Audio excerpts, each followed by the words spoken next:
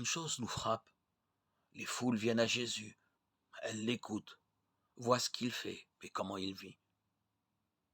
Pourquoi donc comprennent-elles si rarement, pour ne pas dire jamais, ce qu'il veut réellement, ce qui lui tient passionnément à cœur?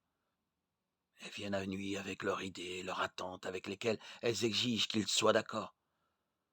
Toutes les questions qu'elles se posent, tous les étonnements qu'elles éprouvent, ne les ouvrent pas suffisamment pour qu'elles sortent d'elles-mêmes et croient en lui.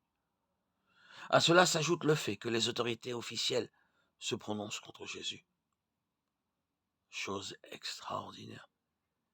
Il arrive quelquefois que l'un ou l'autre découvre que c'est pour lui son heure. Il laisse et abandonne tout pour suivre Jésus. C'est qu'il a reconnu quelle était pour sa vie la signification de Jésus. Ne sommes-nous pas là en présence d'un miracle, le plus authentique des miracles? Comme l'activité et l'enseignement de Jésus ne correspondent pas aux idées de la foule, la plupart des gens ne cessent de se poser la question: mais qui donc est-il? Beaucoup sont portés à croire qu'il a partie liée avec le démon. Pour Jésus, les miracles et les signes sont au service de sa parole. Ce sont des moyens permettant de découvrir ce qu'il est, de la trouver, c'est-à-dire de croire en lui et par lui en Dieu.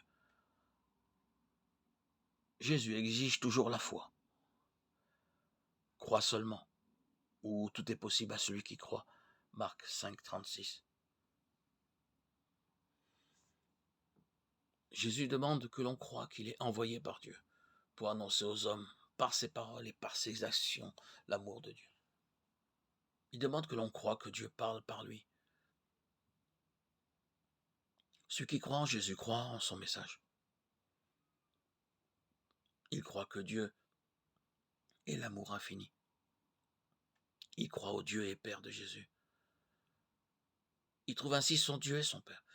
Il se voit lui-même dans une nouvelle lumière où il s'aperçoit que Dieu le connaît, que Dieu l'aime d'un amour éternel qui le porte, qui protège sa vie maintenant et pour toujours.